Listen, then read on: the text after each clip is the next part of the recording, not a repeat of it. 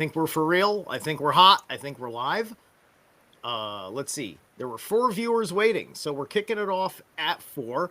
Hi, how's it going, everybody? It is Zerilath Eternal. I've got a very powerful, very special guest that you may not have heard of yet, whose work I think is doing some incredibly important and impressive stuff involved with things. If you listen to my channel, when I talk about all the conspiracies and shit, I'm like a lot of typical people who's all the way up looking at the top of the pyramid. Oh my gosh, the presidents and the shadow dude in Prague and all this big stuff. But there's a very on the ground presence to all of this that is very consequential. And that's kind of where Dana's work comes in for how it enriches what I am doing, looking at all these big things up on top, is that she's got game. Because like I can't even imagine how many effing books you've read, but also you've got a little bit of your own history that has helped you put this into perspective. And also, just to let everybody know, if you weren't paying attention, I made a post about it. I put a 24-hour sub limit for chat room, right? So if you got in 24 hours ago, you can be in the chat. This is just for troll control. I can handle all sorts of trolls, and I will handle all sorts of trolls. And it'll be fun, because trolls for me are just food. You're a hyena throwing yourself at a lion, you idiot. Right? But because it's Dana, and I know the heat that she brings to make this a good stream with a good chat group, I put a little bit of a buffer on there, because you're going to have to earn it if you want to troll this one. Okay, so Dana, let's go over your origins real quick for anybody who is just getting to know you, because I, like many, got to know you through Nick and the Occult Rejects, but you were building yourself up way before that. Had a whole lot of history, a whole lot of drama, a whole lot of things that have happened. That's all kind of like been part of building up to this effective researcher, presenter that you've become, exposing some serious monsters that are in that have finagled their way into the halls of power. Well, thank you.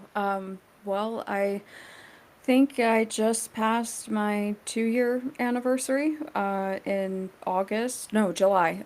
So 2 years of being on YouTube. I'm not going to bore everybody with like my life history. But in real life, I'm an ICU nurse, and I came onto YouTube particularly to attempt to refute some folks in the ex-Scientology influencer community. Specifically, they have a great affinity for certain CIA doctors that were on the False Memory Syndrome Foundation Scientific Advisory Board, and I thought that was a little bit sus. And it turns out that there's a lot of sus connections within that community, and I've pretty much been here ever since. And where, most people probably recognize if they recognize any of my research, would be on the Process Church, is because I was laying out the argument in a timeline fashion, or attempting to, was that L. Ron Hubbard is Michael Aquino's father. I still believe that this is the case. But in that timeline of going, through Hubb's history and going through Aquino, I knew that I was going to have to go through the process. And when you start looking into the process, into their public narrative, whether it's the documentary Sympathy for the Devil or the book Love, Sex, Fear, and Death, as soon as you start fact checking things, you see that it's all a lie. There's a lot of lies. I won't say it's all a lie, but there's a lot of misrepresentation, and there are just a lot of flat out lies. And so that's pretty much just kind of taken over my life since then. Yeah, yeah. You why did you want to pick a fight with the Scientologists at the time? What did you know before you jumped in the fire? Well, the reason why was because they had, clap back at me, calling me QAnon for presenting information on somebody else's channel about the False Memory Syndrome Foundation and these doctors who they claimed were their heroes. And that's a really hot take, in my opinion, that you're going to sit there and call a spook your hero. And this isn't speculation on my part. This isn't a conspiracy theory. I mean, some of these doctors, it's documented. Others of them have admitted it. Yeah. And I've gotten one of the larger ex-Scientology experts to eventually admit that he was being funded and supported by Margaret Singer and Dr. Jolly West. So it all kind of worked out in the end to put like people's backs up against the walls, so to speak. But I just don't like when people want to slap the satanic panic QAnon angle on me. It's a quick way to shut people down. Mm. It stops from meaningful engagement, and it's also a way to, paint you as this conspiracy theorist who is not educated on the topic that you're discussing. And I think that that's really unfair, especially when I'm Yes. showing my sources.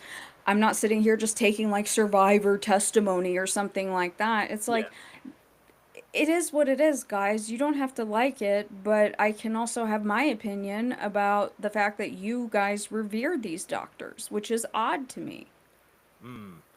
I think when the accusations go that way, it's like it's the double down of the CIA tactic from the '60s, where they created the derogatory conspiracy theorist term for their purposes in rhetoric and neurolinguistic programming and getting people a certain way. So the poison well of QAnon style analytical um, um,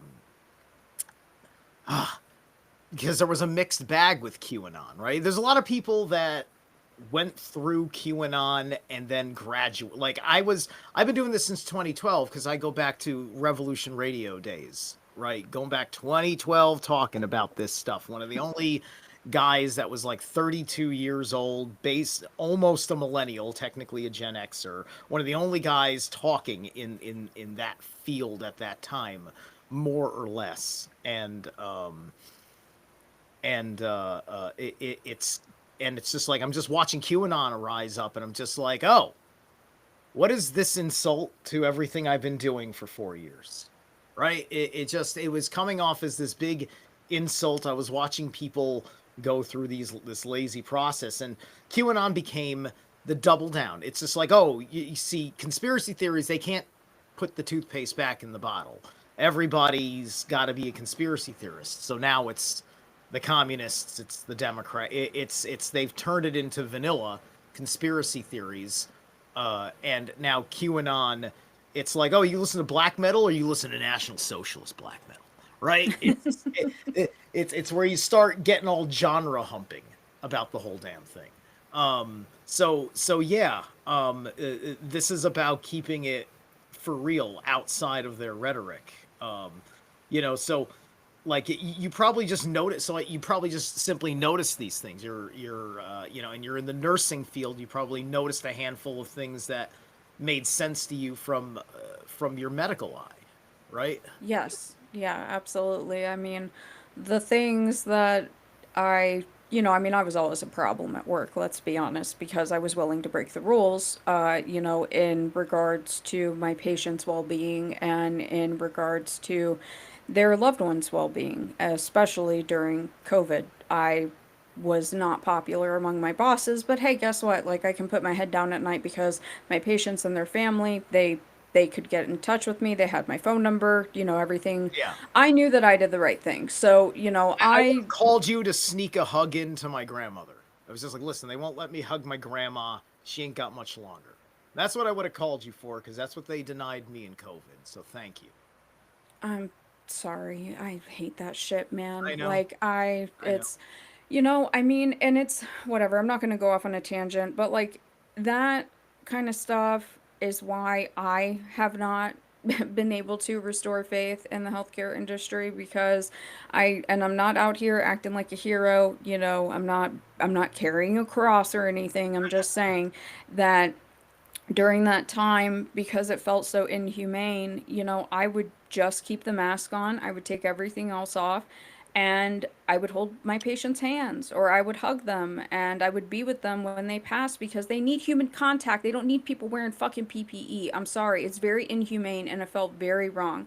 And so, coming back to, this whole angle with the ex-Scientology community, their thing is that, they claim to be mental health advocates and claim to support people who are coming out of cults, but the sin of omission in regards to who these doctors really were, and even with the knowledge of what a lot of us know about these doctors now, it just seemed very disingenuous to me. But there's a big hive mind there, it's like they leave one cult and then they kind of Right. create another cult. And I have my own conspiracy theory about the influencer movement on YouTube, but it was Sure. just very obvious to me. Yeah, I would highly recommend David Whitehead's Cult of the Medic series. As a nurse who was fighting the battle from within, I think you'll love it if you don't know it. No, I haven't even heard of it. I'll Yeah, definitely you check can it check out. it out. David Whitehead is awesome. He's part of Unslaved podcast. So if you know the name Michael Tsarion, he's a Canadian patriot over there. All for the free. He's an awesome dude. I'm hoping to have him on the channel one day. Um, but yeah, so let's so I want to talk about this connective tissue with the leadership that is out there, right? So um we have stuff that you've been looking at that how far back does the origins of everything that you've been researching like go? Is it all basically like post World War II?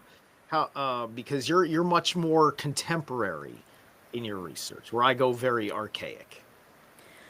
I am very contemporary, and I'm glad that I like this question, because this is something that I feel should be open and up for discussion. I don't like when people want to just sit there and be like, oh, this goes back to the days of Babylon, or this goes back to this goes back hundreds of years.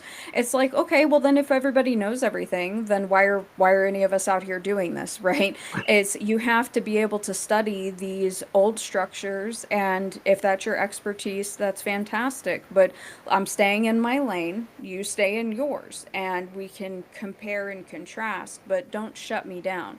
So Mhm. I would say, in regards to Scientology and the process, it is the post World War II era. That's really where we see the rise of it. Now, obviously, when you look into the genealogy of some of the founders, and when you look at, Hubbard's story, the power structures go back much further. There's a lot of money, there's a lot of powerful bloodlines, intelligence connections, things of that nature. But this all does stem out of post World War II sort of Reconstructionist era. And in my personal opinion, I do believe that these cults were part of the idea of reconstructing the world in the Right, post-war era, because it's a right. way to control people. It's a way to manipulate people. People are already feeling very vulnerable. They just went through two world wars. They're looking for something to believe in, right? And so you've got to be able to kind of give those options to everybody. Yes, yes, because naturally, because like I know a good thing or two about you know Crowley's stuff and some people in his orbit, Parsons stuff and some of the people in his orbit, and you know I sit there and like I try to be a line item human being where it's just like I'm probably going to have to weigh the scales of ultimate judgment against you perhaps, but that doesn't mean that I say that everything you did was wrong because then I'm condemning a future of people doing things right.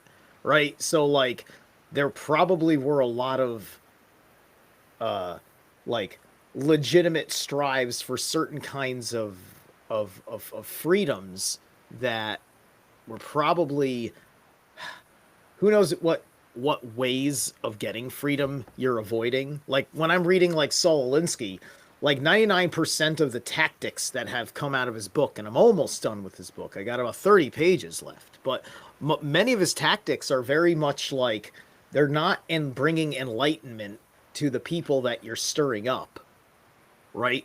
You're bringing some inspiration to them to try and get something out of government, but many of the tactics were like based on debasement, right? Like, oh, go fart in the fancy music theater so the rich people have their entire society collapse because they won't let you guys in there, right? Because he's trying to help like the black people of Rochester, New York, go to the symphony orchestra or something because of post-racial segregation issues. And right, so he's explaining that like, okay, all the rational attempts for them to have their rights were ignored by the bourgeoisie types, you know, because Saul's unapologetically on the communist side of things, right? He's much more like that. He's got those twists in his American ideals that reflect liberals as such, right?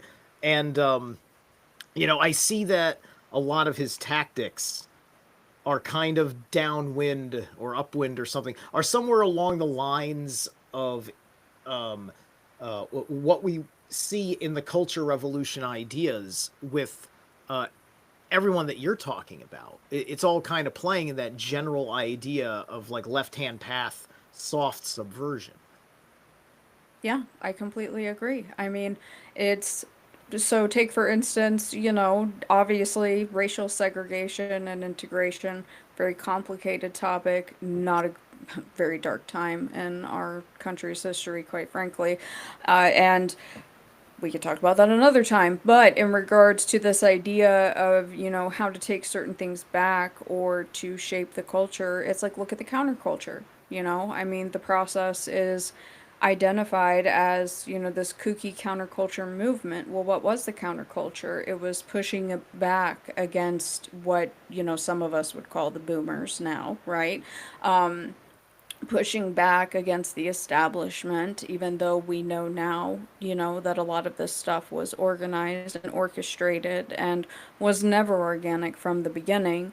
And the government got away with doing a lot of illegal things to unwitting citizens during that time under the guise of the counterculture movement. But I mean, it is kind of the same thing, and it does give you that sense of freedom because I can only imagine being alive at that time. Like, that's some of the best music came out of the counterculture era, okay? Yeah. Like, I wish that I was alive back then because I would have probably Yeah. been at those concerts having a great time. I love that Hey, music. listen, if I have to thank naval intelligence for giving the world Jim Morrison and the Doors, then so fucking be it. I love the Doors. Exactly. Yeah. Exactly. It's like, LA Woman is one of the greatest albums of all time. Like, I do not care. But Yeah. I could imagine at that time feeling like, hell yeah, I'm free. Like, this is amazing. Right? And Yeah. especially if you have clean acid, it would be just a total, like, mind-blowing time to be alive. I get that. And you No. would see it Yeah. going on around the country, and it would seem like everybody is free.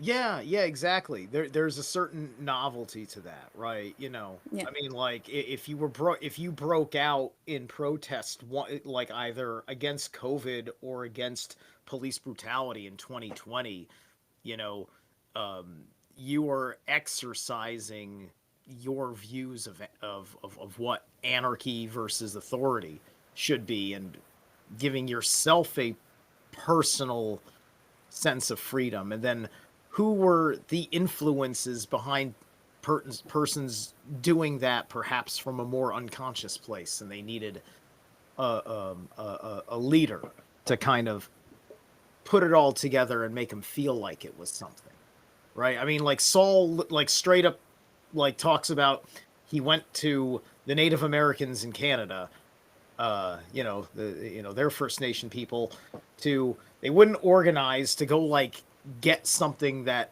they believe was their right, they were being denied or something. And He doesn't get into a lot of details because the book is not about the stories; it's about the tactics. About it's an example of a structure of doing a thing, right? So you can look it up because I think that this was part of his public life as a professional, like activist. That's what Saul was, professional activist, and I think journalist maybe. Um, and it was just like they already had the right to like get a thing from the government, like there's a certain form to fill out, but they also didn't know that. So because he cared more about teaching them to believe in themselves as far as organizing to fight the government, he does not tell them that you can just go and fill out this paperwork at the office. He tells them to go protest to make them give it up, which they then do by producing the document to go through the process that already existed that wouldn't have been denied to them, right? And it's just like, okay, you call yourself Lucifer, you've inspired them, but you haven't fucking enlightened them. You've used them as a tool. that's my Correct. that's my argument, and he doesn't see that. And it's funny because Saul is like, on one hand, I probably could sit down, smoke a bowl with this guy, and have a fucking great conversation. I'll probably just have to, yeah, Saul, oh, come on, Saul, you're fucking bullshitting those people. Saul, come the fuck on. Here's a better way of doing it, right? Just old school boomer fucking protester thinking is what he kind of is. Yeah, I mean, that makes sense, but it's, if you're trying to make a name for yourself and you're trying to establish yourself as a provocateur, what's more effective? Handing people the forms and explaining to them where they got the forms from, or taking people down to the office to get the forms, or doing a protest. It's you do the latter, right? Because then it seems like you're really, really invested because you're making more physical movements. You're out there you're out there in the public, it's, and again, it speaks to, in my opinion, the inorganic nature of a lot of things, because it's like you said, it's they handed over the paperwork. Here you go. We already had this process established, and Yeah. here's the forms, and fill it out, and all of that, and didn't change anything. You just used them. Yeah. Yeah, precisely. That's why I think the snap thing is kind of a farce. We live in America. 250 some odd years, and of all the crises that have ever emerged in America, even during the Civil War, hunger was never one of them. Somebody will give the food because we don't tolerate starvation in America. We have too much of a big basic heart that exists. It's there in the fucking rants and ravings of a communist, whether they think they economically can do it or not. And it's just been there. We just don't starve people around here. I mean, unless you're a psycho holding someone up in a basement, right? That's which is different because it's Well, I think that's another manufactured crisis, though. I mean, it's look at people. I try to tell people it's like take a beat, you see the news, it wants your energy, it wants an emotional reaction, it wants you to lean one way or the other. Instead, think to yourself, how many times, whether it's in minutes, hours, or a day or two, have you learned that you were lied to? So pause, take a deep breath, and just hold it out. Otherwise, you're just emotionally and psychologically abusing yourself, and I don't feel bad for you because you keep falling for it. Give it time. I mean, yes, I'm not denying that there are people in America who are poor. I mean, I have a really big problem. One of my biggest problems, yes, I say politics are fake and gay because, in my opinion, they are, but I have a really big problem with the over expenditures, especially with the pharma military industrial complex in regards to homeless veterans and homeless children. That's a big issue for me because we know that we have all these empty houses, right? We have all these houses that are foreclosed on and bought by these big corporations.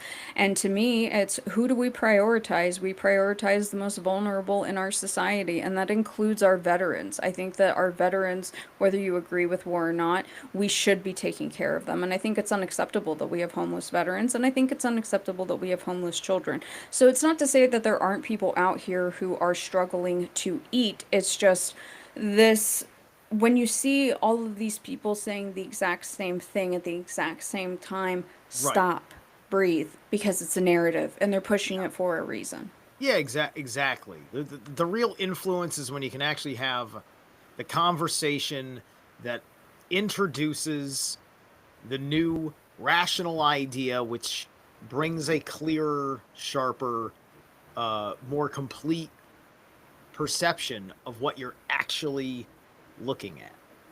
You know, Yeah. that's why all the angles are, are there. Like when you did your Charles Manson series, how many effing like sources all over the effing place for and against him?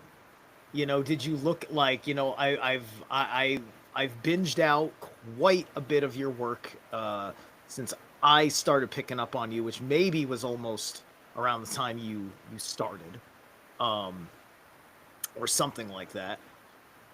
And so it sounds to me like, like you just you objectively went through everything, right? Like that's kind of how, I consider myself a Ayn Randian objectivist, right? And so I like it when I see somebody who is making sure they study all the angles, not just the I think bipolar false dichotomy.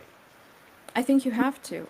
I don't think that you can fairly state everybody has their own natural biases. We all are, have an affinity one way or the other, whether it's your, theological beliefs, your moral beliefs, the way that you grew up, whatever that may be, but it's important to take in all different perspectives. That way you can see both sides. And in regards to like Manson specifically, it's like, yeah, I'm also going to look at the pro Manson stuff. I'm going to look at, the Mansonites and how they paint him as this, well, now a deity, this upcoming deity whose predictions are all going to be proved right. But in evaluating all of those things, I think it helps paint a more realistic picture, and I think that people should do that with all the media that they consume. If they're going to consume something such as media, like news media, then they need to look at both sides and then determine for themselves instead of just giving into something that's already feeding into their preconceived notions.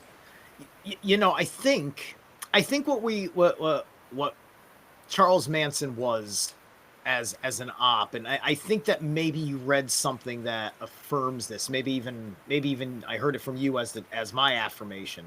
I can't remember because I absorb, on top of absorbing you, I absorb all sorts of things, as well as sitting down listening to Charles Manson himself, whether it be his Shrek interview, and I know about Mr. Ear, and and I once had one of his minions try and troll me. It was hysterical. I ate him alive. That was about the closest to a proper fucking magical threat I'd ever seen in my life, and it was bullshit. Ha, he knows who he is. Anyway, um what was I saying? Oh yeah. As some sort of a template for a future cult of personality engineering, right? Where, a guy can make a suggestion and a proper kind of loyalist follower, especially like especially a woman who's infatuated with him, even in a non-sexual manner, just infatuated just because he's impressive as a person and what they're looking for, right? you know uh and you wouldn't think that you could project that kind of system on somebody who was a well-groomed individual. They chose a guy like Manson to make an example of him because he was a feral human being, right? I could say it's just like he loved his, he probably just loved his life out in the fucking woods in whatever fucking part of the USA, and um, was a troublemaker. Like he was a bit of a troublemaker, but I could see it was the charisma, it was the full flowing thought of like having his own philosophy and worldview. I could tell that he had ideas that were like he learned it from some Native American that he probably met and had great passion for. Um, and but at the same time, it was a little scary how he was. Like it was very interesting. You sit there as a person who wants to say that this guy shouldn't be in prison, but then just the fact that like he can't have a civil conversation without throwing fucking energy at people, right? Like literally with his body. Like I'm sitting there, it's just like, wow, his nervous system is fucked up, right? Because Yeah. I'm I do magic myself, and I'm against black magic. I'm like you're studying the enemy, and that's of great value to me because it helps me figure out how to unfuck the world with my own magic, right? So I'm looking at this kind of a wreck, and imagine a president of the United States using the same system but doing it as a well-groomed human being. And now you've got the Trumps in office as a certain kind of dynasty with a certain kind of cult and a very female and doofy male cabinet um, that are true believers and say Yeah. weird fucking shit in defense of. Ugh, I'm a nationalist. I don't like the way this shit is going down in fucking sanctuary cities, though. So, Yeah. I'd rather not see deportations as a nationalist, if we can't do this shit in a proper human function, right? But, you know, uh, the Trump family has spoken. Yeah, it's, you know, I don't know. I mean, when you talk about Charlie, and I think that it's something that, it's a harder interview to find. It's not as popular, but, and that's why I made a video that included it. I think it was Ronald Reagan's son did the TV interview with him, and that was the only interview that he was not provoked by the host, and he was very calm and very well spoken and rational. Actually, there were two interviews. So the one where he talks about the process, and then the one where he talks about like the porn in much greater detail. All the other ones, they were provoking him, and he's doing all those weird motions and Right, stuff. right. And to me, it's like that Yeah. stuff was a show. You And know what I mean? yeah, I mean, like, also, I liked him in that Shrek interview, right? If I didn't know, enough about a guy like Shrek, I would have just sat there and looked at that interview in an isolated fashion and said, I think that's awesome that he did that because, maybe he's being a little bit um, unfairly fucking treated for whatever, maybe. Or because I can sit there, I like I said, Charles Manson's a bit of a fair, like a wolf knows another wolf, right? And I'm looking at a wolf who's just a little bit of a bad wolf, and it's just like, oh, you're still just you're a little too feral. You can't. You need to have your the werewolf has to go back into the man once in a while, Charlie. you Well, and I really wonder, like, and it's an unpopular take, but it is what it is because if we're just gonna sit here and stick to bare bones, stick to facts, ultimately at the end of the day, yes, Charlie had a very damaged childhood. I don't know in reality what happened in the short time that he was at Boys Town. I really can't say one way or the other, but he did have a way of manipulating people, and I think that part of that was due to his time in prison and due to his studying of Scientology.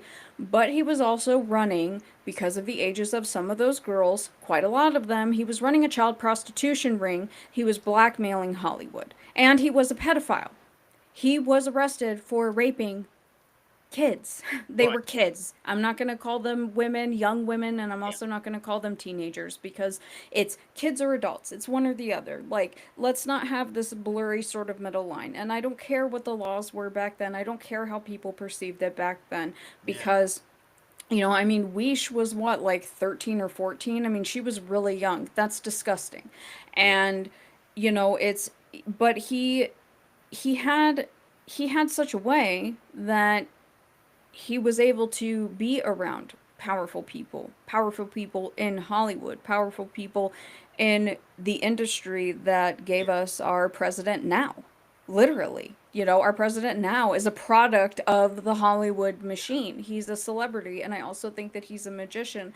I think this of all politicians in their own way. I think that some of them are, unwitting buffoons who think that they're actually going to change something, but the Don is a bit of a different beast, so to speak. Yeah. Yeah. There's too many things to say about that, right? And you know, people get it in the esoteric side of it because the whole MAGA thing gets into the etymology of MAGA, magician, and so it's making those kinds of those correlations and everything else. But like so so Scientology is a big thing, and then there's also Mormonism, and there's also a big important connection between the two that isn't incredibly well understood. Well, I mean, with Scientology and the LDS, it's they both ultimately at the end of the day believe the same thing. And I think if people could stand back and understand that, what Operation GCD calls them, because that's what they are, they're alien cargo cults. He's the first person that I ever heard call them that, is that they hold these same belief systems. And for me personally, in regards to Scientology, the process, and best friends, whichever one you want to pick, Yeah. it would seem that Scientology and the LDS have no competition and no issue in regards to proximity of one another. Specifically, we have best friends going to Kanab in Utah. At that time, Kanab was pretty much being run by a very fundy sect of the LDS who was not friendly to outsiders. So you Mhm. have to wonder how they got in the door with them. And then specifically in Salt Lake with Scientology, Scientology, obviously that town, there's a lot of Freemasons there, and obviously the LDS runs a lot of stuff there too. But then, Yeah. Scientology is able to buy property there, primo real estate there. And so they're there's no competition, right? Mhm. There's ultimately no competition. In my opinion, when you look at it, these are power structures. You have to look at the architecture of it. What do they believe? They believe that Xenu's coming back, that you have these body thetans, whatever. Yeah. And with LDS, it's like when you die, you're getting a planet with a bunch of broads. Same thing with the Nation of Islam, but Nation of Yeah. Islam It, joined up with Scientology a long time ago. yeah. And I think I've seen Scientology basically called like a fiction version of Gnosticism. Yeah, I Yeah, think that that yeah, tracks and too. yeah, so like, yeah, that definitely gets into the overarching themes of what works in putting people into religions and cults, like in general, just religions or cults are going in and working, preying off of a certain worldview that is within your inferiority complex that they want to exploit.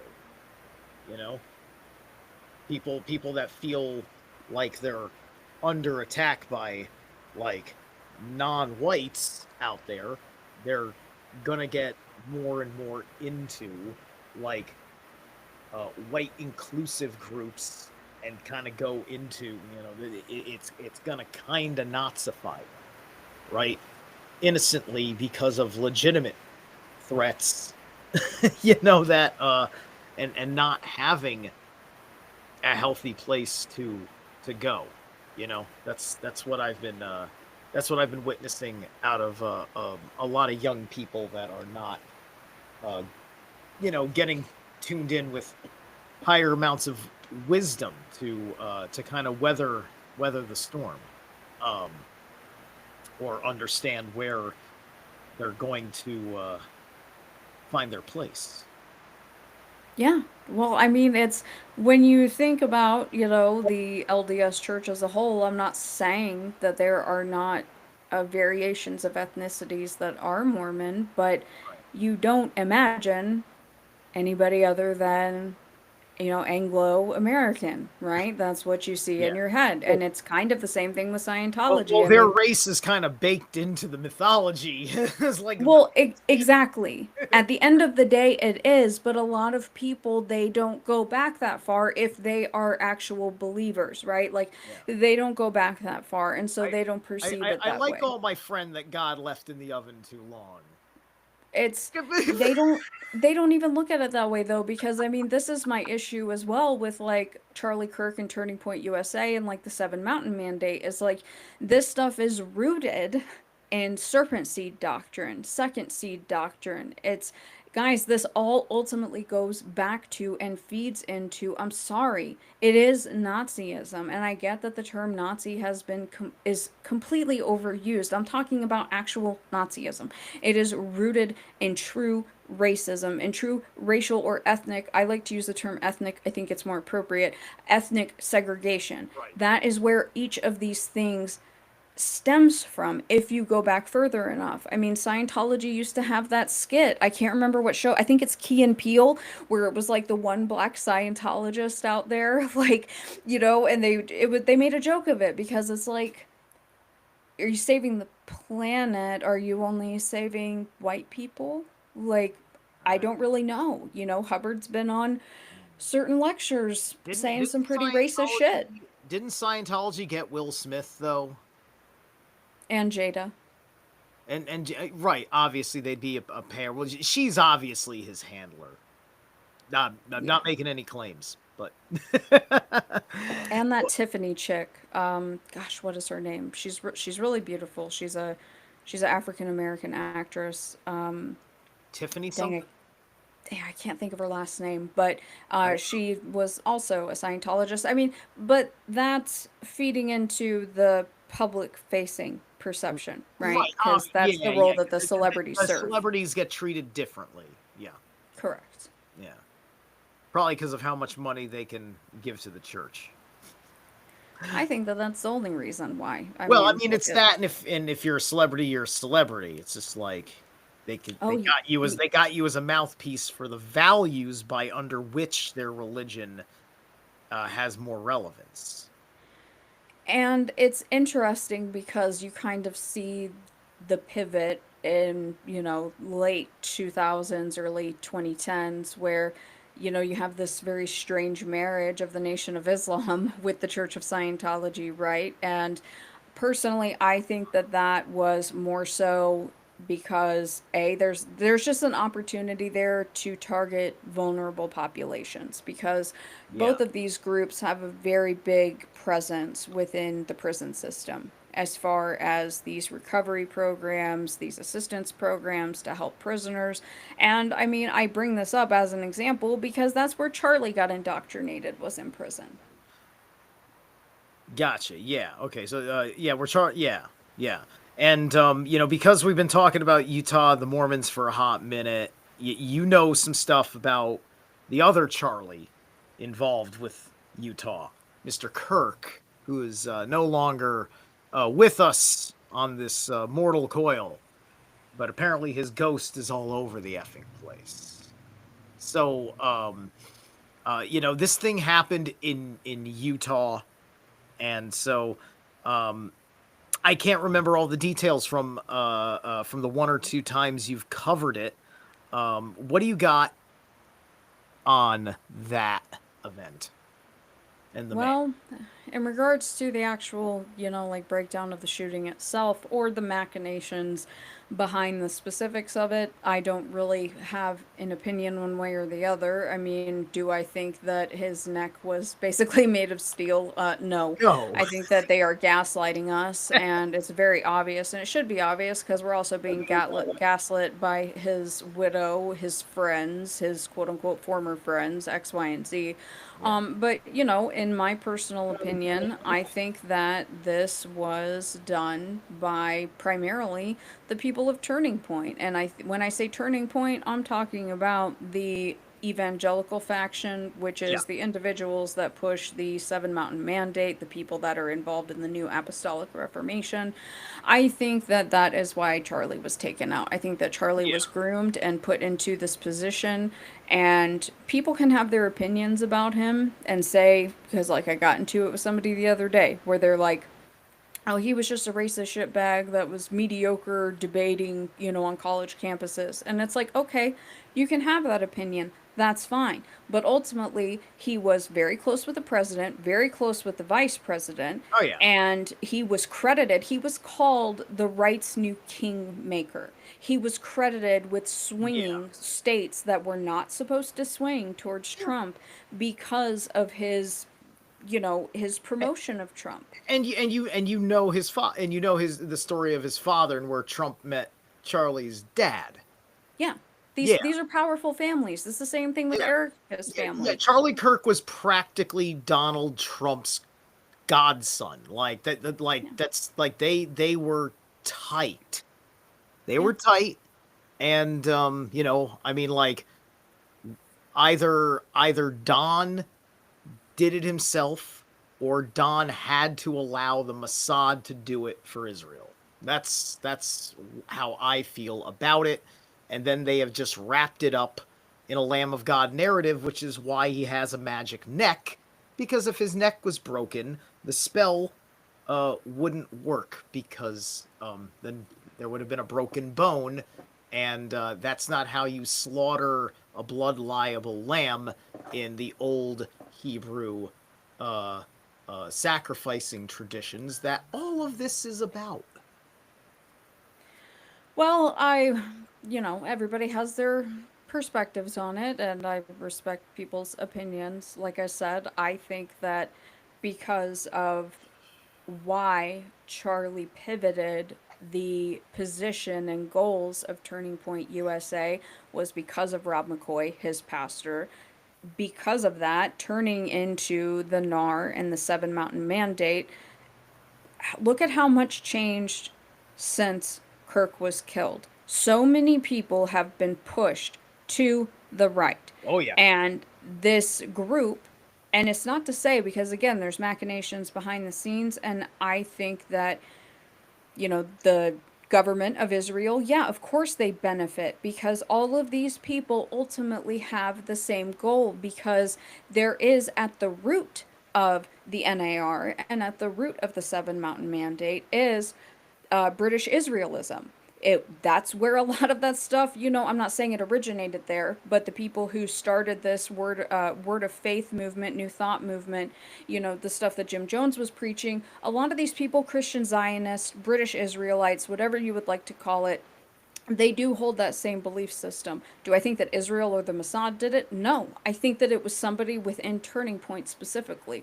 But I could be wrong. But Charlie, his death, one could argue that it has, knocked out at least one mountain, and that mountain would be, in my personal opinion, the culture because he was young. The culture has swung so far to the right, and it's been swinging to the right. People have Yeah. been saying crazy stuff for a while, leaning towards the right. I'm just saying, I Yeah. think we can all acknowledge Yeah. that. I I mean, see very Elon I, doing the like Zig I see Heil very thing. little I see very little anti-Semitism in America. It's not the factor. It's just what everybody gets called Yeah. because some people want to be quote Zionist, Yeah. right? Or anti whatever, or they're like, okay, fine, Israel can exist, but also Palestine's got to exist. It's all this shit, right? And yeah, and 3 weeks prior to this September 10th event, he had fucking said, wait a minute, maybe Jews are capable of committing sin. That's what it is. It's like Israel did a my precious Israel, right? This, like he was waking up, he was growing up, and they're just like, the Lamb of God can't grow up. Slaughter it before it loses its innocence. Well, I mean, people need to Some people are just comfortable living in their echo chamber and they don't want to have an understanding of history. I study history, I understand history, and so, if people want to sit there, I've been accused of being anti-Semitic. I'm not. I can judge the government of a nation and not judge its people. I'm also not judging a faith, but Zionism is a very specific thing with very specific goals. The same thing as Yeah. NAR and the Seven Mountain Mandate. Yeah. And these things go hand in hand because what is their ultimate goal? Is to have dominion on the earth. It is all dominionism. Yeah. People look at Zionism and go, oh, they're just trying to take over everything. Well, guess what? So are the fucking NAR people and the Seven Mountain Mandate people. And that's why they've been in bed with British Israelites since back in the early 1900s when all of this stuff was really popping off. So it So shouldn't be a yeah. surprise to anybody. Yeah, I've never heard of this Seven Mountain group before, and so I definitely haven't caught the podcast where you've exposed them. Um, uh, uh, let's talk about them again. When you brought them up the first time, that was on. Were we talking about Charles Manson when you brought him up the first time? A little bit No, it earlier. was the only Kirk stream that I've done. Okay, it was all right. Okay, so that's right. All right, so let's talk about the Seven Mountains because okay, I must have just forgot it from listening to the Kirk stream. Let's hear it. Well, I don't want to pull up and like read the Wikipedia version, but my entrance into it was William Branham. William Branham, he created what is called the message or the message cult. William Branham is the person who groomed and trained Jim Jones. William Branham also worked closely with Roy Davis, the former Grand Dragon of the Klan in Indiana. Hmm. This sect is their school of thought is again dominionism. It's a false gospel where you ultimately believe that you can take the power and rules of Jesus and apply it out here on the earth. This Yeah. is where we see a lot of the faith healing circuits, the Gotcha. evangelical circuit, the tent revival stuff. That's where a lot of this stuff comes from. Now, it's gone through rebranding since all of these things have occurred and what we have right now, because if you do trace it back, that is where it goes. But it goes all the way back to John Alexander Dowie back in the late 1800s. But Hmm. when you bring it into the now, it is the New Apostolic Reformation or, Seven Mountain Mandate. That's what I prefer to refer to them as, just because that is their belief system. And their belief is that you do whatever it takes to knock out the seven pillars of the world. It's like education, government, culture, I can't remember all the mountains, but there's seven of them, right? Okay. Okay. I And got it. and so Yeah. with that, they're allowed to do whatever they need to do. So when I see someone like John Mappin, a very prominent Scientologist, a wealthy Scientologist who was one of Trump's biggest donors, out here saying because he was very close with Charlie Kirk, he helped Kirk open up Turning Point UK, he introduced Candace to her husband. Um, Yeah. when I see someone like John Mappin out here saying that the death of Charlie Kirk, if the truth does not come out, that World War III is going to start, it's this is what I'm talking about because another war would be in line with the goals of a Seven Mountain Mandate because they want to take dominion of the earth. They want to bring heaven and bring it down here. They want to take their idea of heaven and bring it down here. And that is not what the Bible teaches. But people need to understand something. If we're going with the King James Version, and this is going to be a hot take and I'm probably going to piss some people off, but I don't really care. Go read about John Alexander Dowie, okay? Go back to that time when all of this was starting because John Alexander Dowie is heavily credited with creating what is Christian extremism, Christian nationalism. That is a lot of the root of it.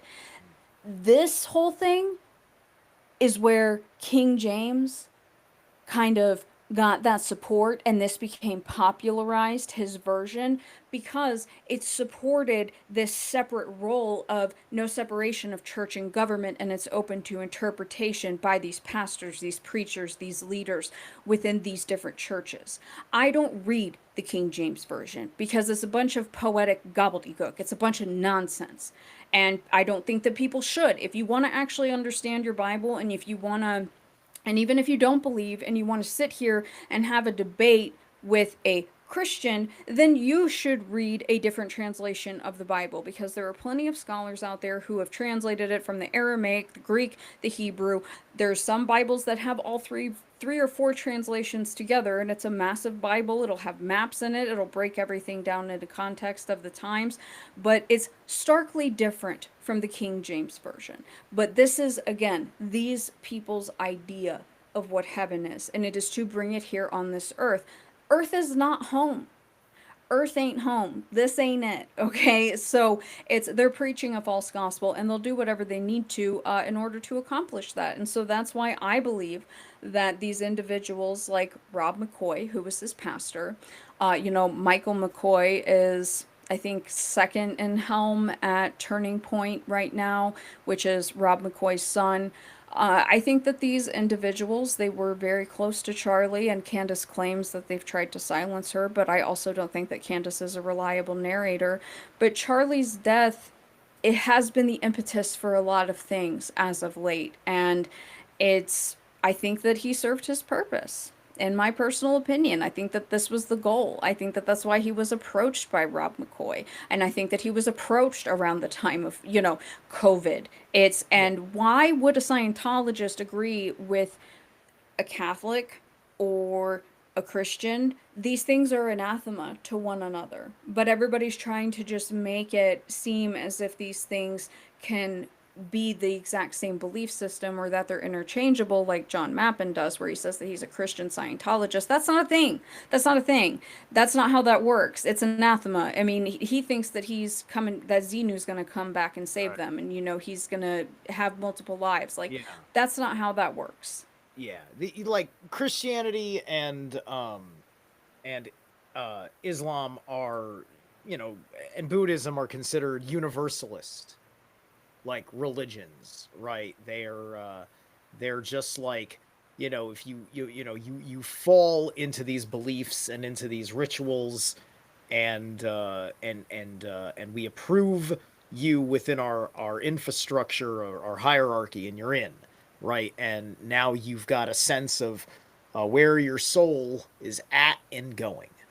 Um, and like uh, uh, and so a lot of people, if they don't got that, they're gonna get pushed around into, because they're gonna fall for something as a safety net out of their fears on certain levels. That's why people get into gangs, because they're alone and they want to feel part of the group for protection, camaraderie, and so you're not lonely, I suppose, too, right?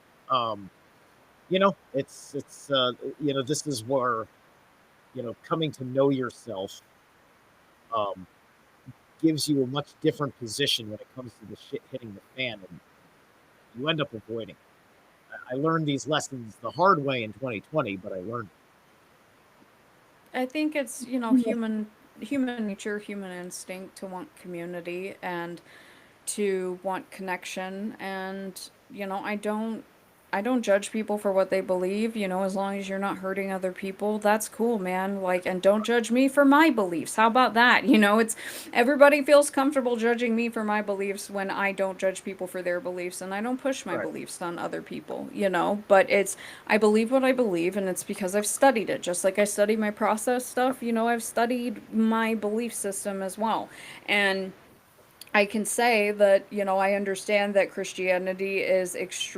mainstream Christianity is extremely hypocritical. And having someone like Trump, where I'm watching him when he was campaigning, and he's in all of these evangelical churches, and he's taking on this facade of the martyr for the right, for the conservatives, to bring back, a better time of the nuclear family and X, Y, and Z, because everything is better in hindsight, right? And then we have these, two assassination attempts on him, and then it completely solidifies that entire persecution complex the entire time that he was campaigning. And then what do we have? What do we have happen? We watched that happen with Trump, and then they fucking kill Charlie Kirk live on the internet for everybody to watch and just shoot him through the fucking neck. Like, are you kidding me? People should question the entire attempted If you have not yet, after watching what happened, people should completely question both Yeah. attempts on Now, Trump. That's ridiculous. I think that um that Candace Owens is going to own the counter narrative in the psyche as this trajectory goes. So let's tell us, what are your big red flags about Candace? Because I was telling you a little bit that I see that in part we're looking at um like the front of like a Masonic Jesuit like intelligence warfare, because I believe that that rivalry letter that was leaked between them is true, and that basically the Masons have to watch out for the Jesuits because the Jesuits will kill them, so they're in a shadow war, right? And so Jesuit mouthpiece for the Catholics, possibly, versus Masonic mouthpiece in Turning Point USA. Yeah, but she was a part of Turning Point. So it's almost like it's a Well, fake she may have war. been I there. know. She also was bragging about how she almost converted Charlie to Catholicism. She was there to co-opt Turning Point and say that that Catholic values, American Catholic values, are MAGA. That's what I think. I understand the kind of life that Candace grew up in. Greenwich, Connecticut, right? This is where I'm from. I talk about this. I drive through Stamford, where she grew up, every day. I pass the WWE building every day, going to work somewhere or doing something in downtown Stamford. She's a little bit younger than me, and I had a lot of millennial friends because I liked hanging out with a lot of like younger people that had certain common interests that I wasn't finding with my Gen X friends. Um, and so I knew what it was like. Like, she lived a good liberal life as a African American woman in Stanford. Quality of life, if you were choosing to take care of yourself, for an African American woman in Stanford, uh, was great. It was effing great, and it was cultural, right? Like, typically white people just treated the black person like we were there by this point in time, that is where she's growing up, and nobody knows her from anything, right? Like my friend says, "Oh, I remember, like, yeah, I think I went to high school with Candace, my buddy." Right? So he used to see her around the school, never knew her, never dated her, but saw her around the school, right? So um she has a certain worldview that I know exactly where her worldview evolved out of, right? And and it made perfect sense. I said, like, yeah, if she lived the Stanford life, then that's exactly what her experience as an African American is. From because Stanford, I think, did equality right. Well, I mean, my thing is, I'm not saying that people can't change or change their opinions or their beliefs, but, you know, she said recently that there was a point in time where she was feeling the pull to England, to the UK, and who did Charlie pick up the phone and call? Scientologist John Mappin, right? And so that's how she gets over there. She's introduced to her husband by Scientologist John Mappin, who is the only known Scientologist at this time in Epstein's Black Book. Okay, so the fact that she hasn't addressed that is extremely fucking shady, especially because Charlie Kirk was calling for the list to be released. Her friend that she's out here advocating for, but that seems like that's too inconvenient for her. Now, whether she said that now she's saying that she was trying to infiltrate, Turning Point for the Catholics, and she's claiming these things about trying to convert Charlie. I don't doubt that Charlie wasn't having a crisis of faith. Like, he was very young, uh, surrounded by a lot of really powerful people, and I can't even pretend to understand what that position would be Yeah. like. But a lot of these people, it's a lot of relativism with them because we have Mappin saying that Candace helped him become a better Scientologist by teaching him about Catholicism.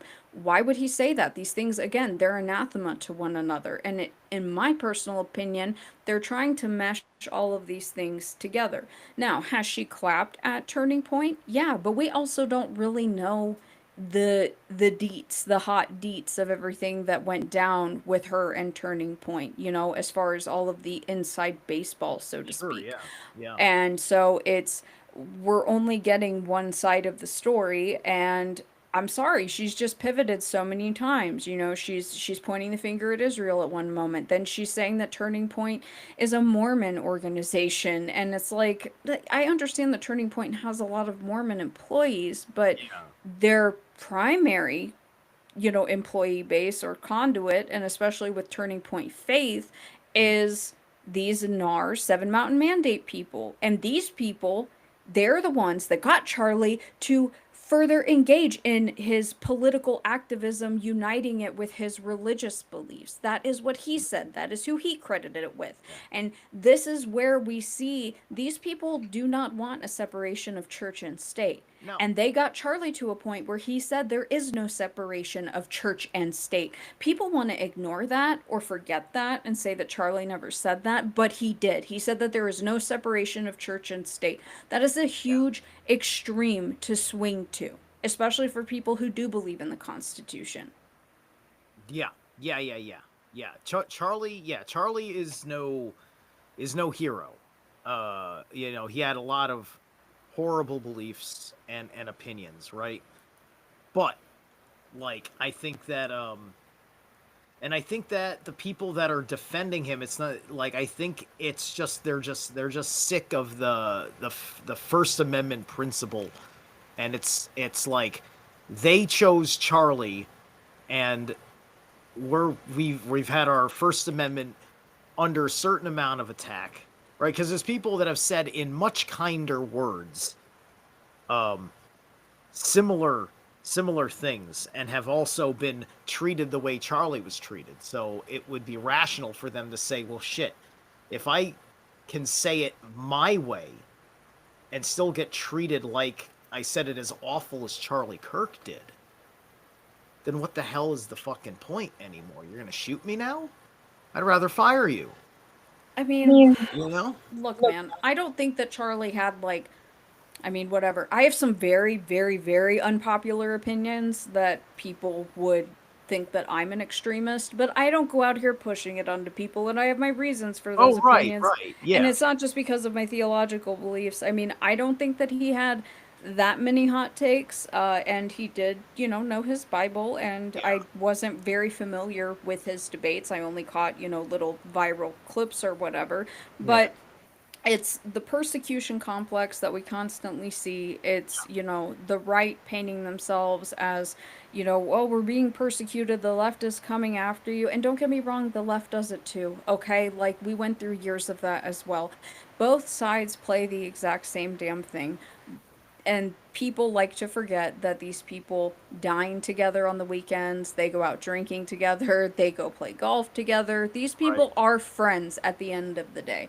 They're all part of the same machine. We're given the illusion of choice, like going and putting your little piece of paper into a ballot box. That's the illusion of freedom, okay? You're not actually choosing your leader. These people are not predestined, but it's been pre-established for you. The dawn was not organic, and I don't see this as like what people like to say, like, oh, like Trump's America. It's, guys, it's been going this way for a long time. He just happens to be the person yeah, that is the face of this movement. And it is what it is. Do I think the guy's entertaining? Yeah, he's a fucking he's an actor, he's a businessman, he's a Hollywood guy. He's funny.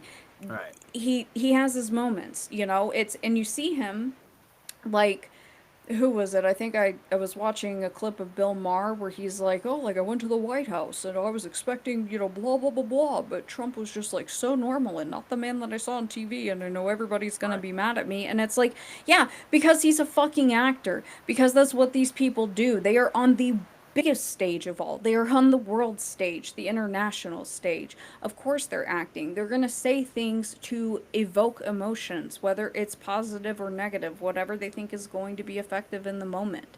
and you fall for it every single Yeah. time. Yeah.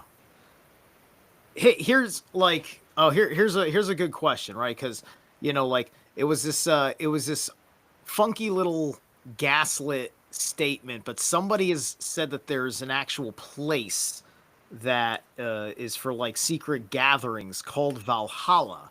That there's a conspiracy about a place called Valhalla that was associated with like either Cash Patel or Charlie, and that's why he said, "I'll see you in Valhalla." He was whistling about something. Is that true?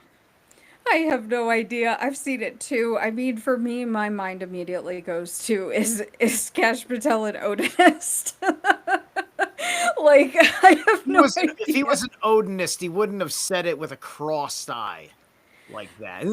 Valhalla, just like he He has a said hard it like time he not heard it in a crossing his Disney eyes. movie.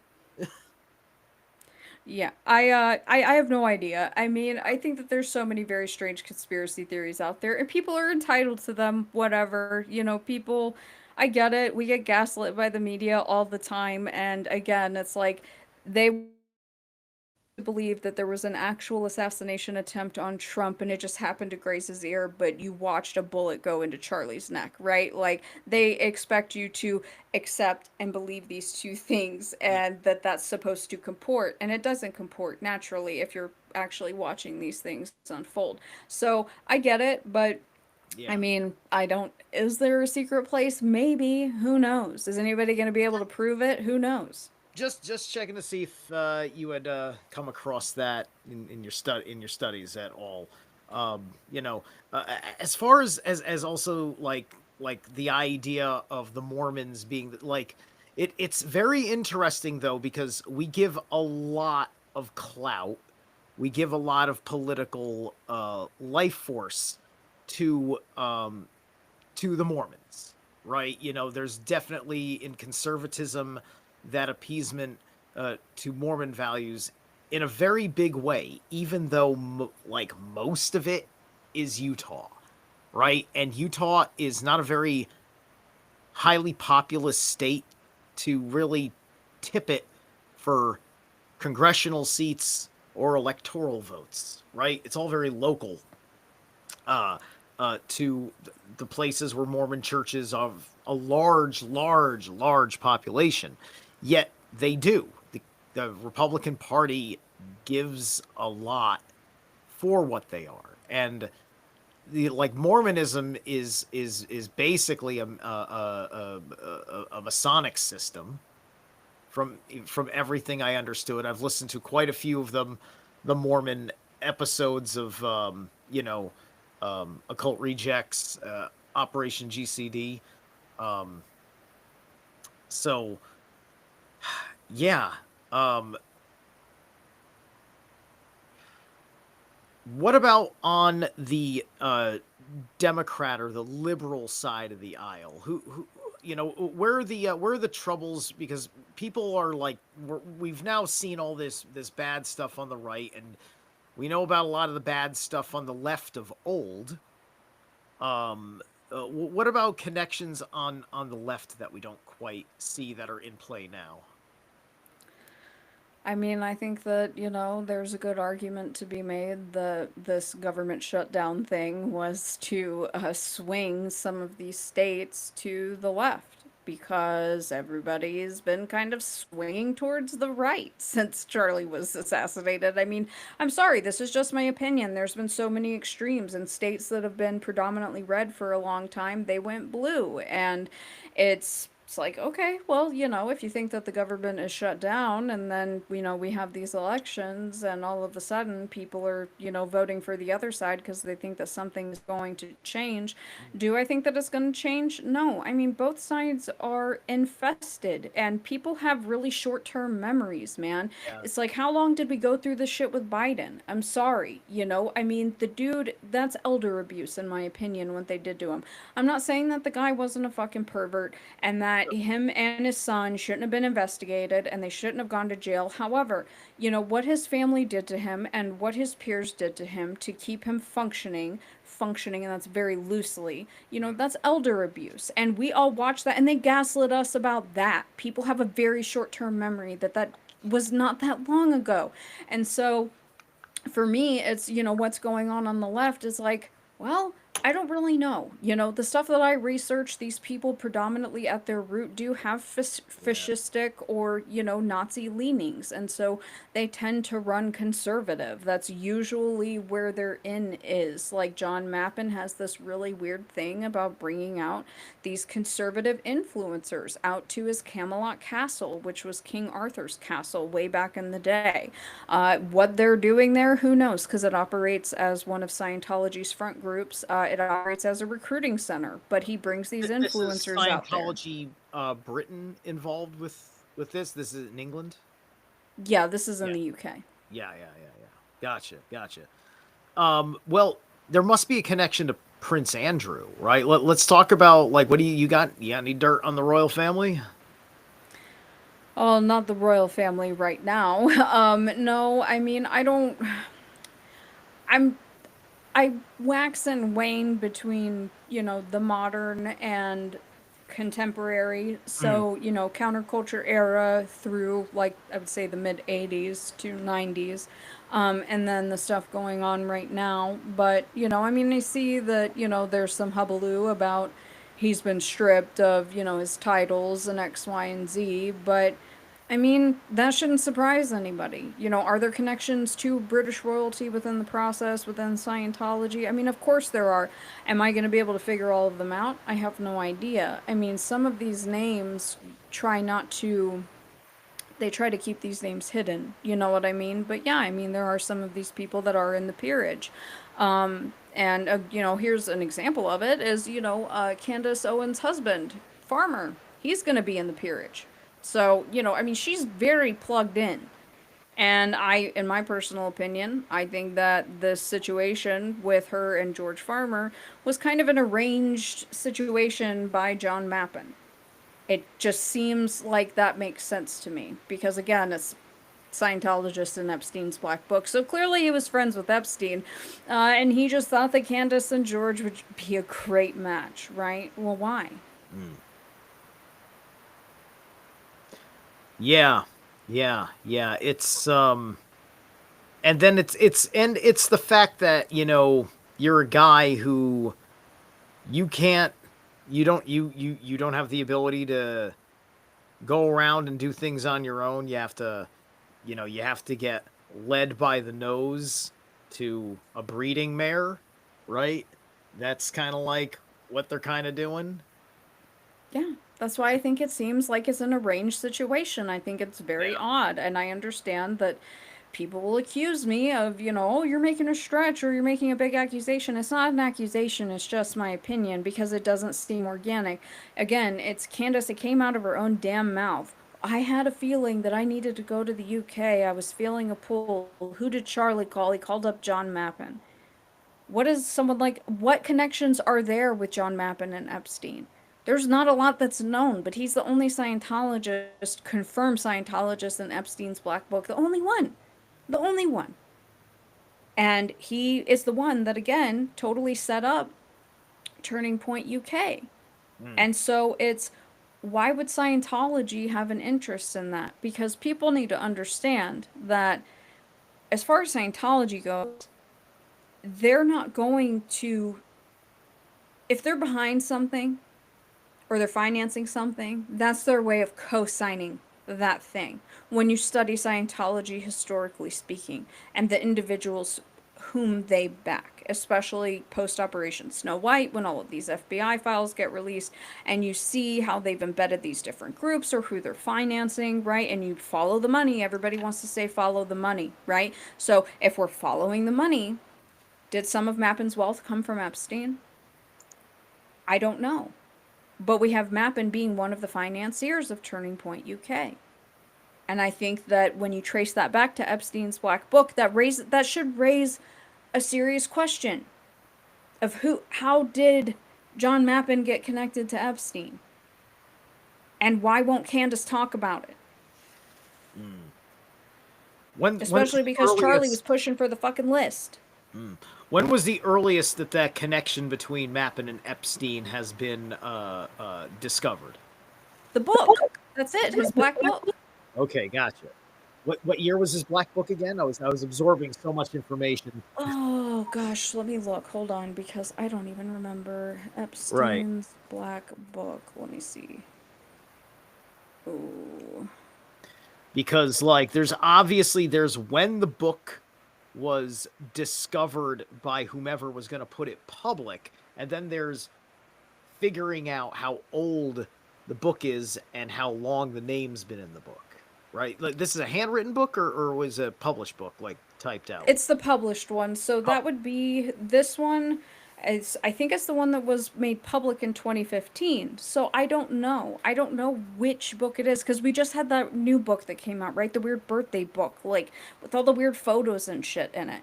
And Got it. it's like, okay, well, this is the other one, but it's what involvement is there as far as money goes because you can't really find anything with Mappin and Epstein, and I'm still trying to flesh out all of these shell companies that Mappin has and his wife and his other partners because he runs businesses with Candace's husband, George Farmer. They're very good friends, but it's where's the power coming from? Where's the structure coming from? And I'm sorry, it's just a huge sin of omission to me that Turning Point UK and that Candace would not be married without someone who was friends with Epstein and without potentially some of Epstein's money going into Turning Point. So you couldn't find any Maxwell connections, any MI5, MI6 connections, nothing like that. No, I haven't gotten Okay. that far yet. All right. Well, there you go. Dana needs tips, so you got to hit Dana on the tip line on that No, one. Okay. please. All right. I get enough tips. I'm sure. I'm sure. I'm sure I'm annoying you with enough of my links at this point. No, Um. no, you're good. Yeah. Yeah. Yeah. Yeah. Yeah. All right. Let me see here. Let me take a peek at the chat real quick. If you know my buddy Slick Dissident, he's got his own channel. He does a lot of deep occult esoteric material. He's a buddy of mine. He's been on several. He's been a guest on my channel a few times. I've been on his at least once. And so I'm seeing what I can grab here that's going to be. Some of this is for me to read because he's saying some stuff that you wouldn't understand, I don't think, but I'm trying to see where he's got an actual. Okay. Okay. Do you correspond the process church to Alfred North Whitehead process philosophy besides the fact that Greek normalized pederasty? I think it's weird.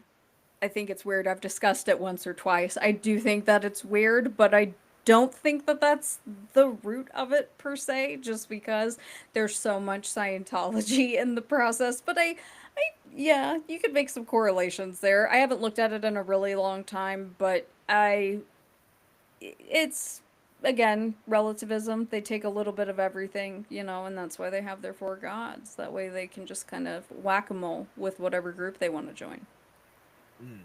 The four gods, that's the process church with the four gods, right? Yeah. Those four, like, what was it, like Yahweh was like one of them, or Jesus or something like that, right? Jehovah, Christ, Lucifer, and Satan. Yeah. Okay, they're playing that game, right? Yeah, Yes. yeah. The So game of the gods. so they've got their two gods above, their two gods below, and they can flip their morality on a whim, probably to fall in line with their interpretation of "do as thou wilt." Correct. They say Yeah, that, well, they like to say that it's more so a way of identifying someone's personality traits and how they will behave. But when you actually read their teachings, it's yeah, no, it's do as thou yeah, wilt. yeah. I mean, like that I suppose works for people that are like in a simple kind of black and white, left and right. I love to see their tactics can't work on someone like me. I'm too weird. That's why I'm here. I'm just like, I'm too weird to fall for this shit. So you're gonna have to learn from me. Let me see here. All right. So yeah, it's just been slick, and then a couple of compliments from Grind Slime TV, who is a new follower, friend from Stein. He's from Greyhorn Pagans, and he's got a new channel doing underground extreme metal music reviews. So he's a new friend. How's it going, my man? Good thing I wore the death shirt today. Um, you got to tell Grind Slime your most obscure band. What's your most favoritist obscure band of extreme horrifying shit that you like? If Me? you're anywhere near there, Oh, because I know you're a Nine Inch Nails girl. no, I'm not. No, I'm Didn't definitely you didn't not. you use Nine Inch Nails in one of your promos? I've used plenty of artists. That doesn't mean that I necessarily like them. Oh, okay. But Oh, all right. I All would right. say, Thought you just dug it. ooh, I mean, don't get me wrong. I mean, I do like some of their music, but Right, right. most extreme. I haven't listened to them in a really long time. Signs of the Swarm. I haven't, which is not. I feel like it's not that extreme, but I haven't listened to them in a long time. I do like Signs of the Swarm. Signs of the Swarm. I will I want to say I've heard that name somewhere on the ethers. I will look it up. I'll look it up and check it out myself and give you an opinion of it. I As haven't listened to it in a long time. It's probably like the darkest metal that I listen to. But I say my favorite, but it's not really obscure. It's just dated. Is Corrosion of Conformity. yeah, yeah, COC is good shit. I got my fond memories of the 90s and that and their shit popping up on K Rock FM radio stuff. Remember when FM radio could hold your attention with some good vibes? I remember that shit. I'm I do, but I was of the boy band era at that age. I was very young, so yeah. yeah. I think you're I think you're in the millennial category. I'm in the cusp. I'm 1980. Right on the cusp. So I'm in that weird place. It's all relative anyway. Eh, ain't it? All right. So yeah,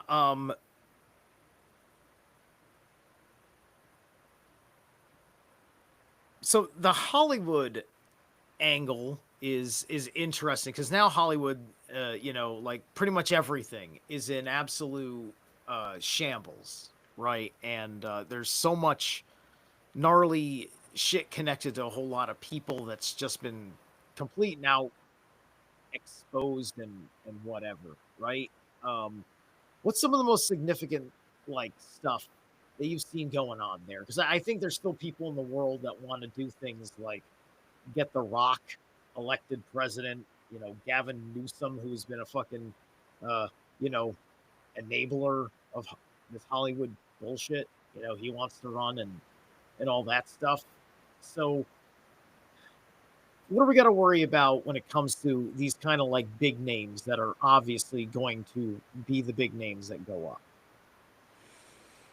Well, I mean, my take on Hollywood, because I don't really pay that much attention to it, is celebrities who don't understand the struggles of the everyday person have no fucking business chiming in on quote unquote politics or anything that has to do with regular life because they're not regular people. So that's how I feel about it. If they're trying to put someone into a position of authority or power, like, I don't want to hear your commentary about society when you're up there getting an award for your movie, whether your movie was good or bad. I don't give a shit. Keep it to Right. yourself because you're out here making hand over fist money. And I'm not saying that people can't be successful, but we've seen over time, generally speaking, that there is a quid pro quo in regards to gaining notoriety and fame in Hollywood. So keep it to yourself. Don't need your pair of pennies. And if you do see someone coming up in the ranks,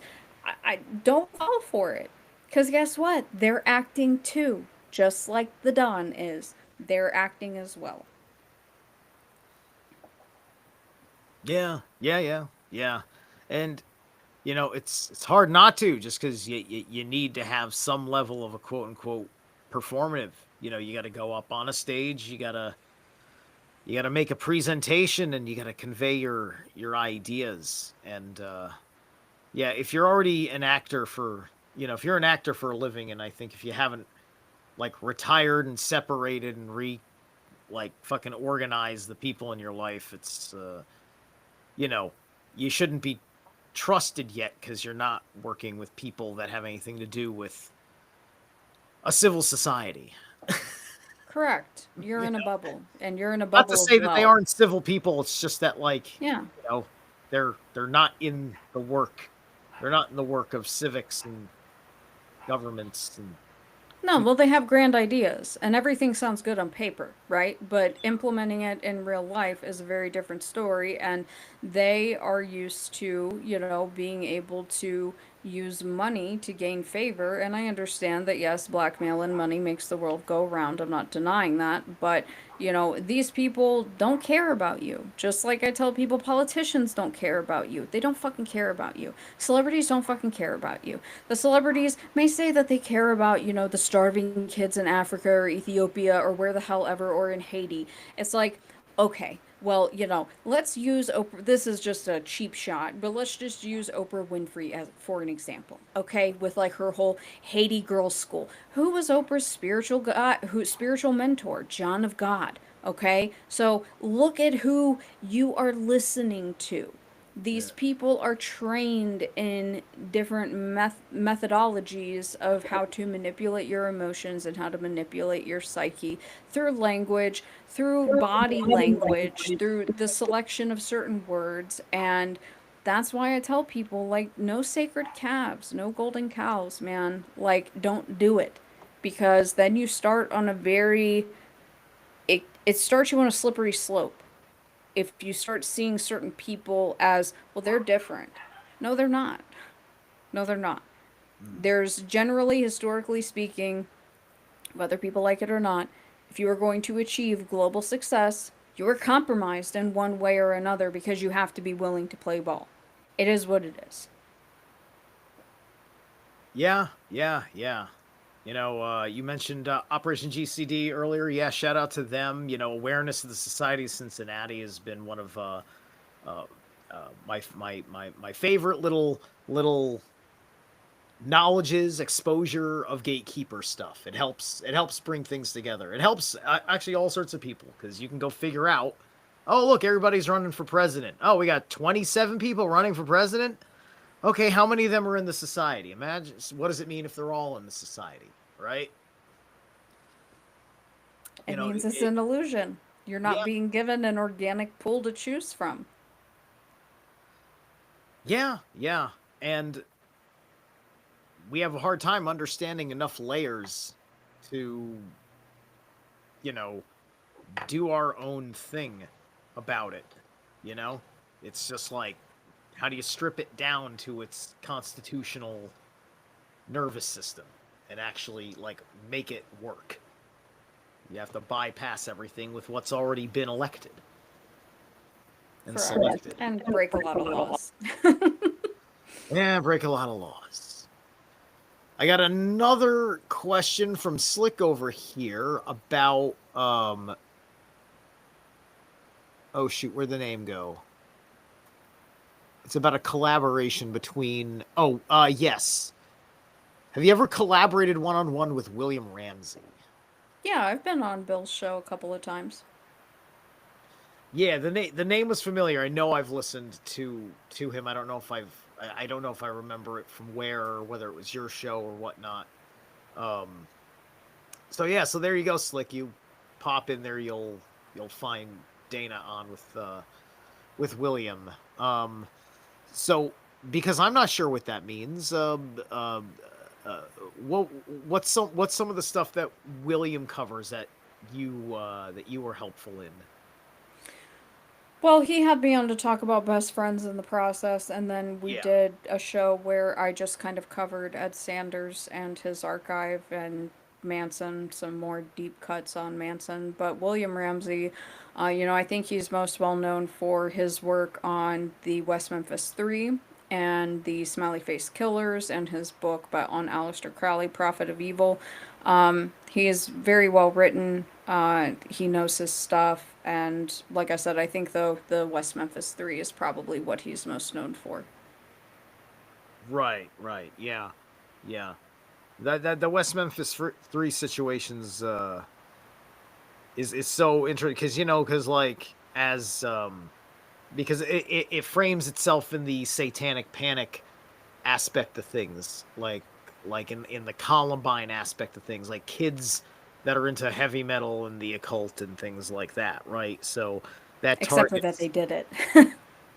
Well, right, right, exactly. It's this thing where they actually did it, right? As opposed to like me, right? But Yeah. then the whole bit is that it's meant to make you feel a certain way, right? They got, we've recently had a number of conservatives picking on pagans. I don't know how that makes you feel, but I do. Amongst the various things that describe the essence of myself, pagan is one of the words that's appropriate, right?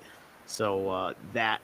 Um, you know, entices me to respond just in disclaimer, in establishment of position and claim, right? Um, so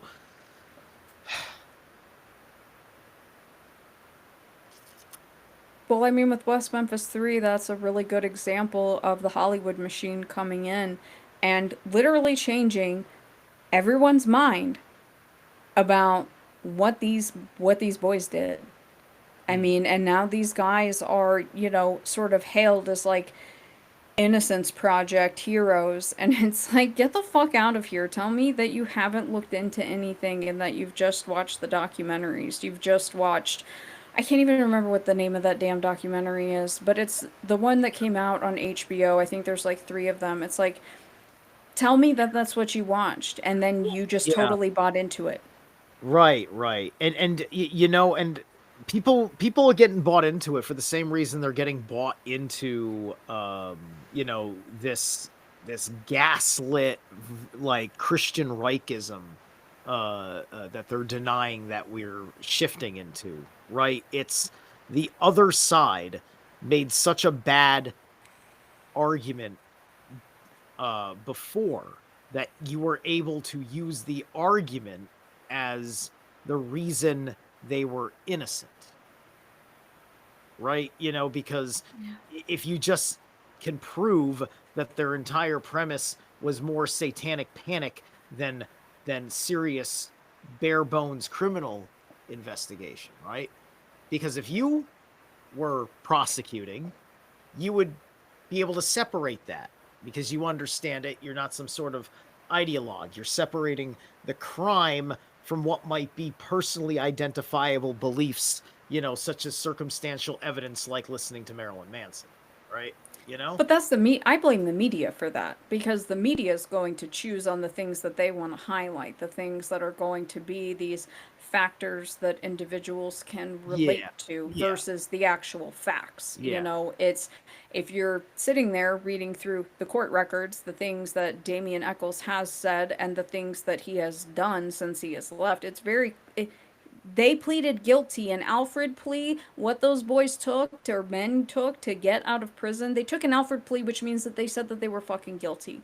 Okay? Nothing has changed. And when you sit there and you study that case, they are guilty, but you were gaslit by the machine to think that because in this, southern conservative state, this terrible thing happens to these 3 8-year-old boys, and it's because these guys are goth, and that's it. They're goth and they scared people because they're weird. Like, guess what? I'm goth too.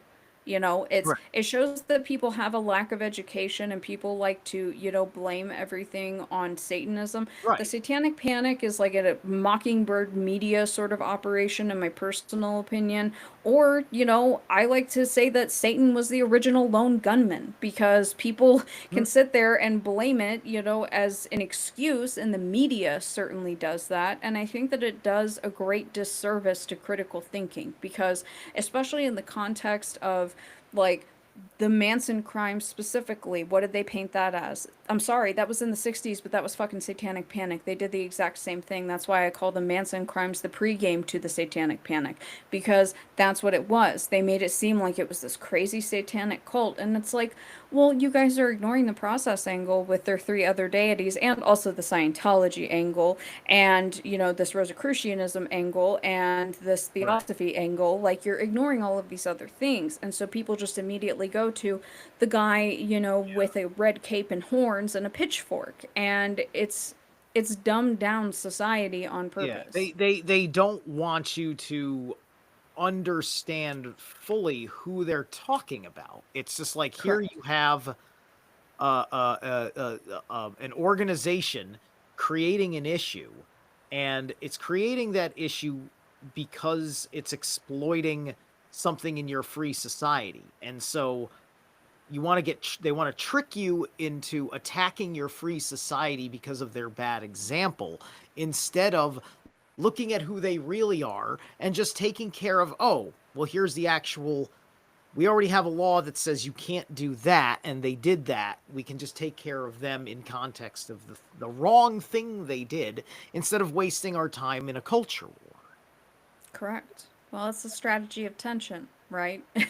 It's creating this sense of fear and panic among the general public that, whether it's in the 60s that, you got these hippie cults that are going to come in and, murder your family, or, in Yeah.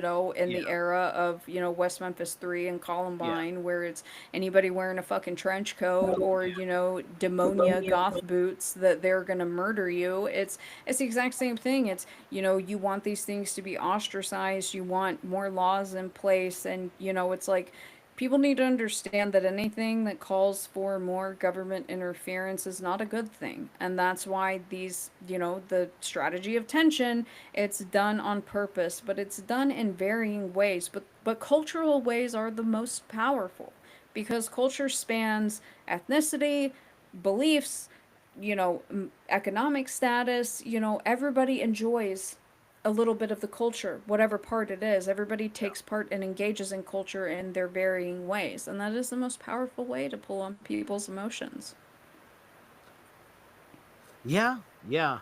I think from what I understand, what like particularly with anything goth, because anything goth can get labeled under, easy target of satanic panic, um was the Goths originally, like the people of Gotland in Europe, you know they were the ones that, like, they didn't cause the fall of the Roman Empire, but their presence was like the canary in the coal mine, right? And so there's nothing wrong with the Goth, but the Goth is there to remind you that there's something wrong with society. I mean, that is, how some people look at it. It's I Hey, I look, don't look, this know. It's shirt, I love the exact opposite of this shirt, but I love this shirt, right? That's, yeah. it's ain't it the way? Like, I love death, but I defy it by beating my heart. Yeah, it's like my bedroom and my office are painted black. Like, it's okay. You're allowed to enjoy things. You're allowed to aesthetically enjoy things. And I don't think that people should be Right, shamed for enjoying things. Life is short, but right. There's it is a way to just further Yeah. segregate people.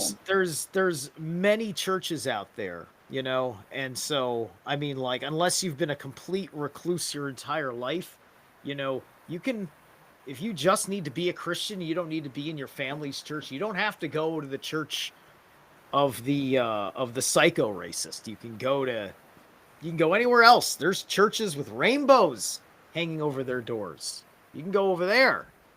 They're Christians too, whether you like to doctrinally believe it or not. Yeah, I mean, I just think that people, if you're not hurting anybody, who cares? I don't care what you Right. believe.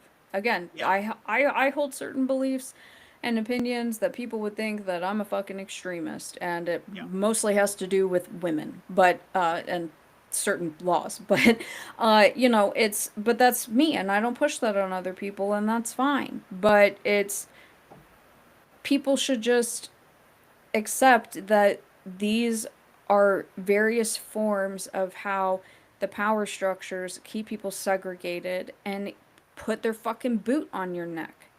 Because it's a class war. That's what it is. It's the rich versus the poor. And we are the poor. You're not rich from what I can see, you know, if I'm judging by appearances, and I'm not rich, right? Like, I don't think that you're some multi-billionaire with like 20 shell companies and a hedge fund, fucking Right. whatever. Right. Right. You might Right. be, who knows? But like, and I know Yeah. that I'm not, right? So it's it's a class war. It's a way to keep people down and to give the upper class more wealth and to make the poor poor because guess what? They're the CO2, you're the CO2 that they want to reduce. Period.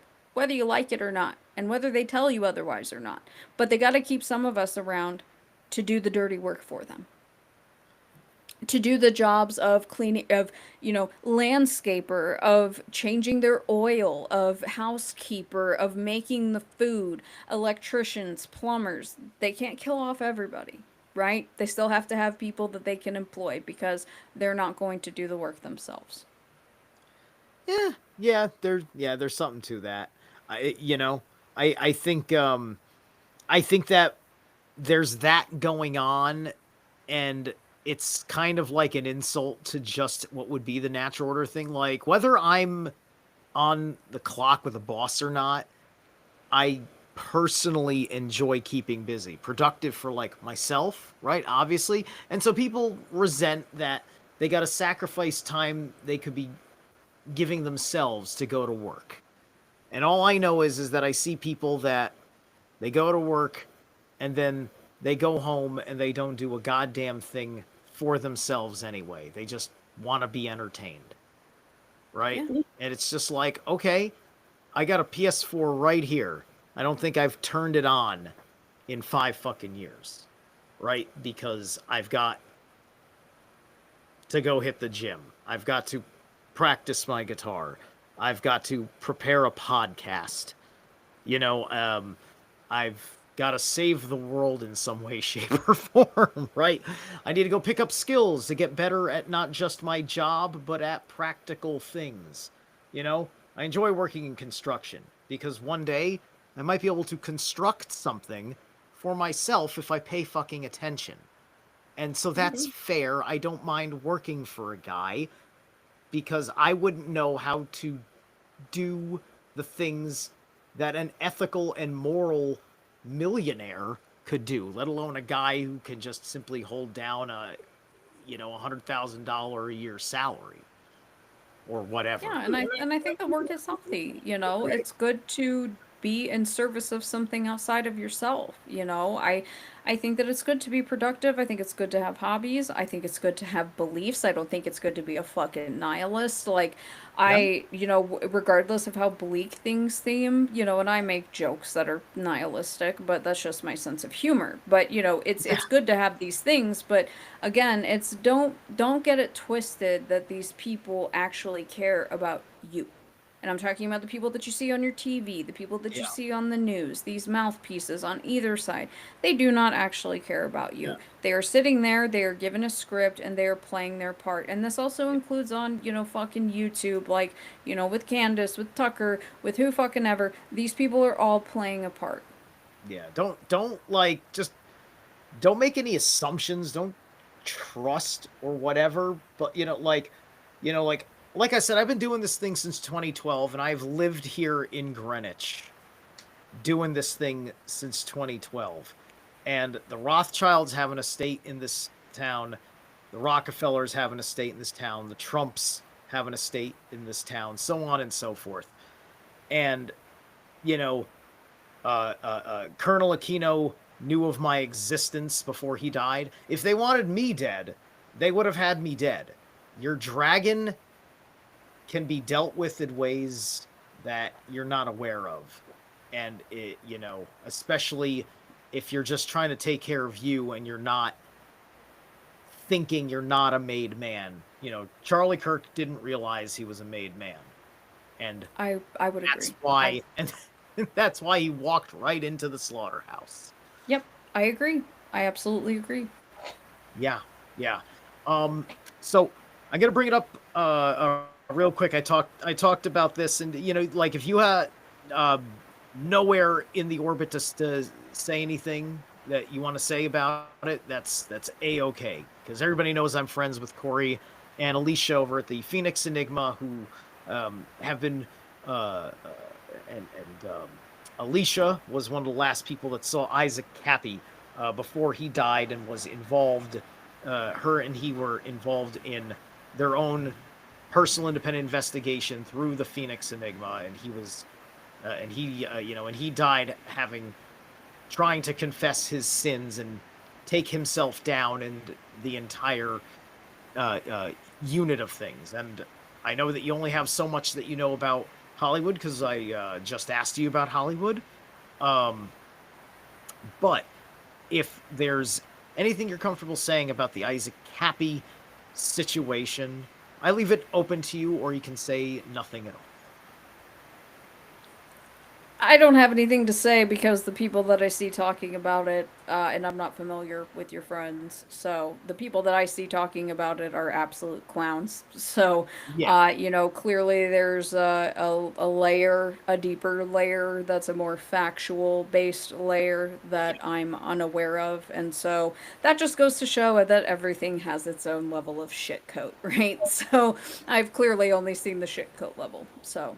Yeah, yeah, yeah, yeah. And I encourage it, just to look in, because um I trust Corey. He's been doing this thing for a hot minute. We've been friends for years. Years. Uh yeah, yeah. So it's almost four o'clock, so it's almost been 2 hours. I know you're cramped because you gotta go, and pretty soon, right? Because you're double Yeah. booked. Yeah. Yeah, yeah, yeah, yeah. So let's not squeeze you to the last minute then. I put your link tree and your YouTube channel down below. I think your link tree's got your Spotify account as well as your YouTube down there, and and everything else. But otherwise, please promote. Tell us all the pertinent saying goodbye things and what to look forward to on the channel next. Well, thank you for plugging those and thank you for having me. What is the Process podcast? Wherever you listen.